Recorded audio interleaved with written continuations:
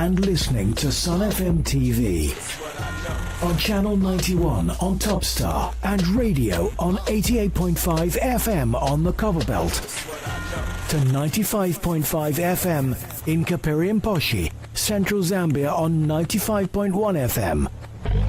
Nation's capital Lusaka on 95.3 FM and Livingston, the tourist capital, on 91.7 FM. DSTV audio channel 916 and GoTV audio channel 302. Zambia's first and finest visual radio. Everyone is not just listening, everyone is watching. Stay tuned. You are watching and listening. You are watching and listening to Sun FM TV.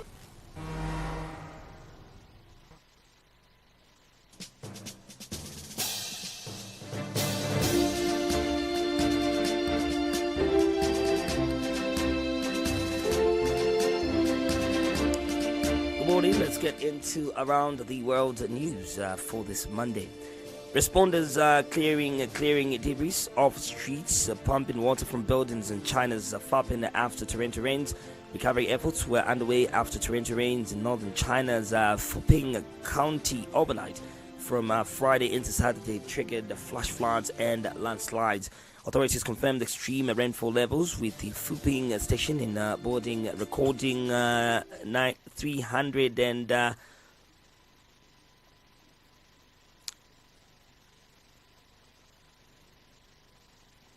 beg your pardon, recording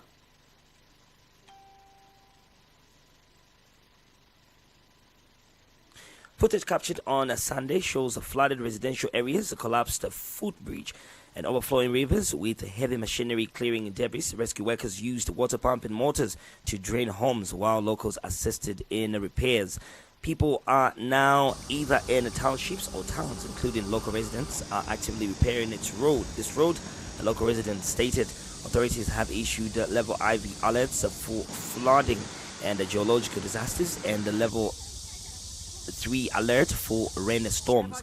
The government has allocated 34,000 relief items to affected areas. China's Water Resources Ministry also issued flood warnings to 11 provinces amid ongoing extreme weather conditions. At least 2 people lost lives as torrential rains trigger severe flooding in northern China. At least 2 people lost their lives after heavy rains swept across north and northeastern China, unleashing flash floods and triggering landslide overnight Saturday into Sunday.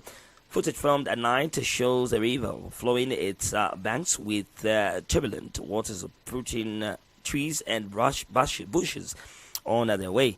In the early morning hours, municipal workers were spotted fixing the road sign and a utility pole damaged by the flood. In Beijing, the downpour reached a record 300 millimeters in less than 12 hours, which marks an extremely heavy rainstorm. More than 3,000 people were evacuated from the Miyong suburban district of the capital, which was severely affected. The natural disaster caused the road closures and train service suspensions in several areas, triggering traffic disruptions. In response to the extreme weather conditions, China's Water Resources Ministry issued flood warnings to 11 provinces and regions, including Beijing. Restricted zone White House area locked down after suspicious package found near U.S. Treasury building. Areas surrounding the White House were cordoned off by Secret Service agents on a Sunday after a suspicious package was discovered near the U.S. Treasury building. Footage shows officers monitoring the area and ordering pedestrians to leave the newly established restricted zone before closing security fences. They closed the avenue, and there were a lot of activity with police vehicles on the way, and all pedestrian and vehicle access were restricted, but the measures were lifted after officers cleared the suspicious item. I don't think they took the threat like really seriously, because we were allowed to be in the park while the activity was going on, added the witness.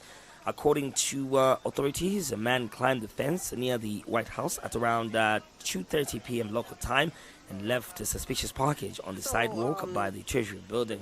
Secret Service officers apprehended the individual, and a police bomb squad examined the package, finding no threat.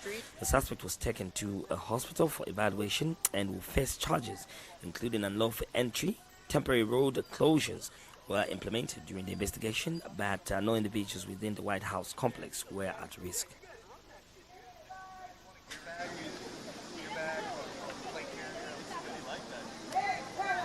Well, probably around 1 or 2 o'clock this afternoon, they closed the avenue, and there were a lot of activity with police vehicles on the other end over there.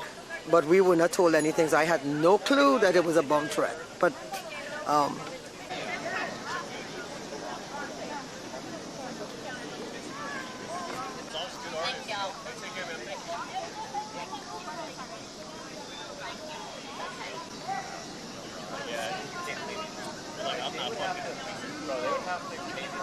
so we were here. I was here from since 11, and we saw the activity at the end of the street coming out. They usually send the crowd all the way up to A Street. They did not do that today. So I don't think it was something like it wasn't. I don't think they took the threat like really, really seriously, because we were allowed to be in the park while the activity was going on.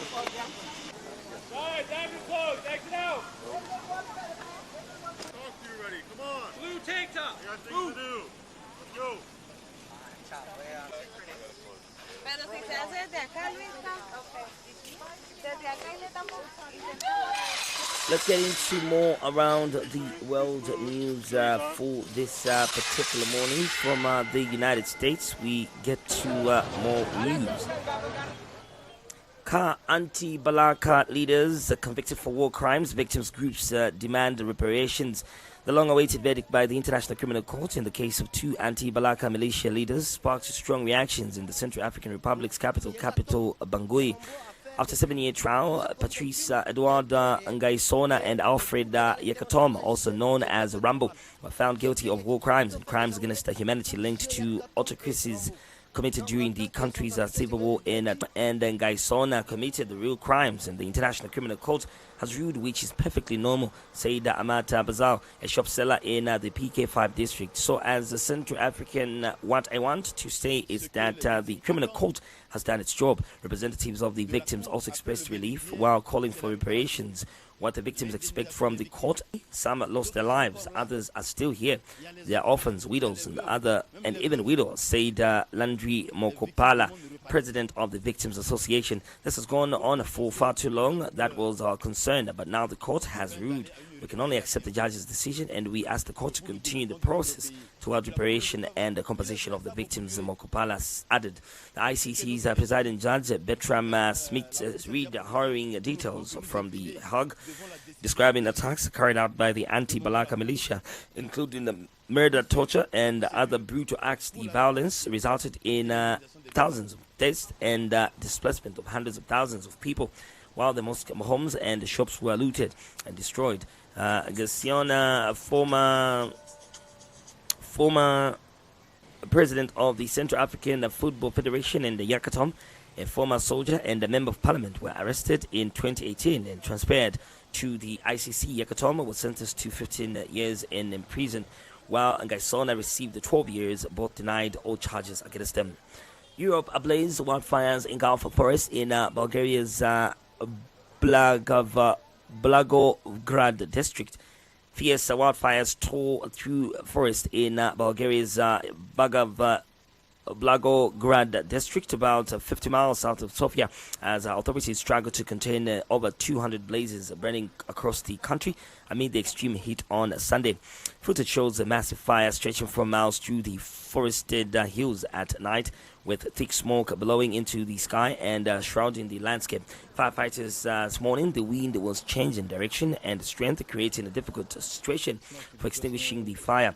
The fire was moving towards inaccessible areas, explained Alexander Chatov, National Fire Service Chief. We are fully mobilizing fire department employees, partnering with municipal and regional authorities, military personnel, volunteers, and BizNev confirmed that additional support is said to arrive from Sweden tomorrow to help contain the spread of the wildfires.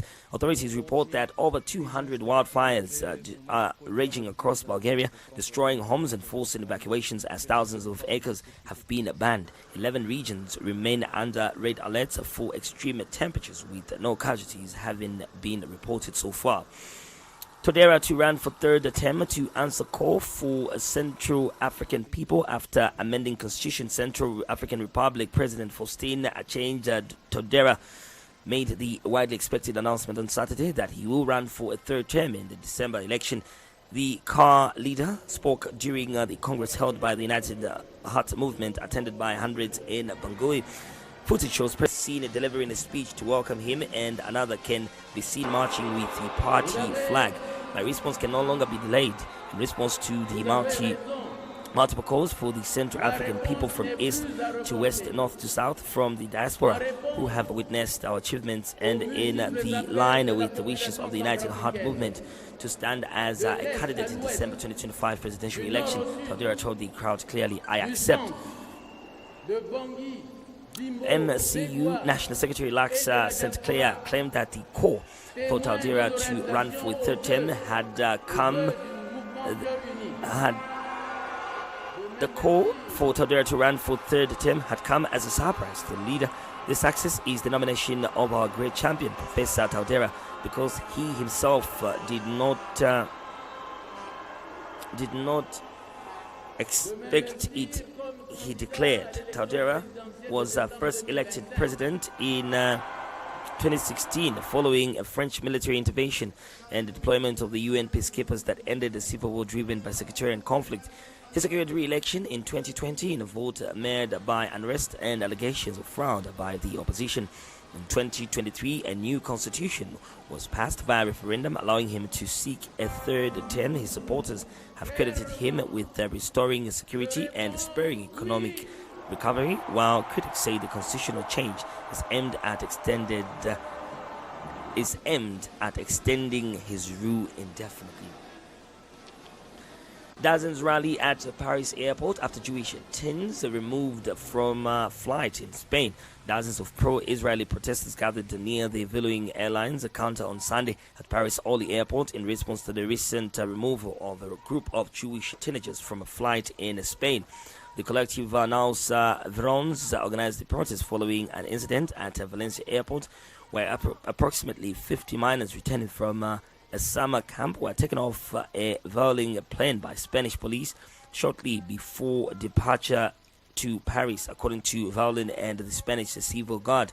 The teenagers disrupted the safety demonstration and failed to comply with crew instructions. Footage filmed on a Sunday protest shows demonstrators chanting slogans such as "Children discriminated against," Vueling marking about children who were forcibly removed, considered to be Israelis, she said. There was no justification for such treatment. If Vueling believes otherwise, it must explain itself. Another speaker, Raphael, commented that this is about human rights and there are serious questions of Vueling, the Guardian Civil and the Spanish government. He added the French Ministry of Foreign Affairs has since requested official clarification from both Vueling and the Spanish authorities, and Vueling has launched an internal investigation. While the AI conference kicks off with thousands of exhibits in Shanghai, the World Artificial Intelligence Conference kicked off on Saturday in Shanghai, bringing together global leaders in tech, science, and industry to showcase the latest AI innovations. Footage shows thousands of visitors walking through the streets of Wild's Pavilion, enjoying the cutting-edge technology, admiring the creations of Tesla, Unitree Robotics, Agibot, and other renowned companies. According to the organizers, the venue showcases a record high amount of exhibits, including 40 large language models, 50 AI-powered devices, and 60 intelligent robots, with a total of 3,000 robots on display. Haung Yongwei, CEO of TCAP Tech and a 20-year aviation veteran, formerly with Airbus China, introduced the E20 Evolto Staten. This product combines the benefits of the helicopter and an aircraft. We will be able to offer cost of about 4 yuan per passenger kilometer while being 5 times faster than ground transportation. He added that electrification would make aircraft cheaper and more affordable for the general public. Attendee Shen Yewin, an algorithms specialist, said she was most struck by how robots are being used not just in factories but also in everyday life and education. This year's WOW has become a global dialogue forum on AI governance, with